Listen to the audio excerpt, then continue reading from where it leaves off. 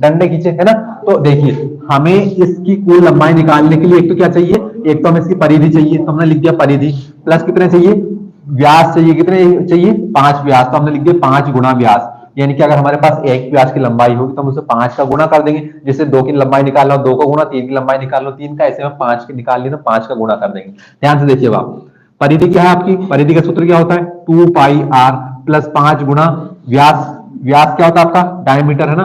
तो 2 गुणा पाई का मान कितना 22/7 गुणा आर, आर का मान कितना आपका 35/2 प्लस 5 गुणा डायमीटर कितना आपका, डायमीटर व्यास कितना दिया हमें 35।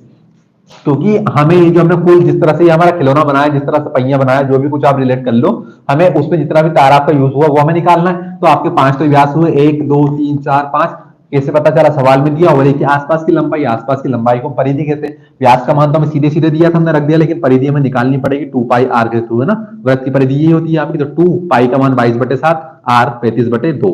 ध्यान से देखना, 2 से तो आपका 2 गया, तो 7 पंजे कितना हो गया, 35 हो गया। तो 22 का गुणा 5 में करेंगे, 22 पंजे कितना होता है 110, प्लस 35 का गुणा 5 में करेंगे, 5 पंजे 25 के 5 बचे 2, 5 दिया 15 और 2 कितना हो गया 17, है ना। जीरो में 5 जोड़ा कितना 5, 7 में 1 जोड़ा 8, एक और एक कितना होगा आपका 2। ये आपका मिलीमीटर में था तो ये होगा आपका मिलीमीटर, यानी कि हमें इतने तार की आवश्यकता लगेगी। ये हमारा पहला सवाल हो गया, है ना। अब दूसरे सवाल में हमसे क्या कहा है कि 5 व्यास ने इसको बराबर 10 बराबर त्रिज्य खंडों में विभक्त कर दिया। कैसे पता चला भैया, काउंट कर लो आप। तो यहां से अगर आप काउंट करना स्टार्ट करो तो 1 2 3 4 5 6 7 8 9 और 10 दिख रहे, 10 बराबर आपको त्रिज्यखंड। ये हालांकि यहाँ पर आपको बराबर नहीं दिख रहे होंगे, लेकिन अगर आप बुक में देखो हमारे जो फिगर बना के दिया उन्होंने आकृति बनाकर दी है, उसमें क्या है ये आपस में बराबर है। तो ध्यान से देखिए, अब एक ही व्रत आपका 10 बराबर त्रिज्य खंडों में विभक्त हो गया, तो भैया प्रत्येक त्रिज्य खंड के लिए कोण भी तो बन रहा है। हमसे क्या कहा कि एक त्रिज्य खंड, प्रत्येक यानी कि हर एक, यानी कि सिर्फ एक का त्रिज्य खंड का क्षेत्रफल निकालिए आप। तो ध्यान से देखिए, हमारे पास आर का मान तो कितना है 35/2 मिलीमीटर। भैया ये कहां से आ गया, अरे यही वृत्त तो है, इसकी त्रिज्या कितनी है 35/2 है। लेकिन थीटा का मान आपका कितना हो जाएगा, क्या हमें सवाल में दिया है क्या, नहीं दिया। तो हम क्या जानते हैं कि वृत्त के केंद्र के ऊपर कुल कितने डिग्री का कोण बनता है, 360 डिग्री का। अब 360 डिग्री से आपके कितने बराबर त्रिज्यखंड बन रहे हैं, यहाँ पर 10 बन रहे हैं ना। तो अगर भैया 4 बन रहे तो 4 का भाग देते, अभी कितने बन रहे 10, तो हमने इसमें 10 का बराबर भाग दे दिया, तो यानी कि हमारा थीटा का मान कितना बच गया, 36 डिग्री बच गया। बच गया क्या, देखिए हमारे पास आर भी आ गया, थीटा भी आ गया, दिया कुछ नहीं था, डायमीटर दिया था, हमने उस त्रिज्या निकाली, रेडियस निकाली, है ना। वो थीटा का मान नहीं था, लेकिन चूंकि यहाँ पर 10 बराबर त्रिज्यखंड बन रहे हैं तो हमने एक का कोण निकाल लिया, जो कि हमारा आया थीटा बराबर 36 डिग्री, है ना। तो देखिए हम जानते हैं, चूंकि हम जानते हैं त्रिज्यखंड का क्षेत्रफल, त्रिज्यखंड का क्षेत्रफल क्या होता है, त्रिज्यखंड का क्षेत्रफल क्या होता है, पाई आर स्क्वायर गुणा थीटा बटे 360 डिग्री, है ना। पाई का मान कितना आपका 22/7, ठीक है भैया। आर का मान कितना आपका 35/2 गुणा 35/2 गुणा थीटा का मान कितना 36, तो ये होगा आपका 36 और ये गुणा होगा आपका 360। सबका हमने मान रख दिया, अब इसको हल कर लीजिए आप।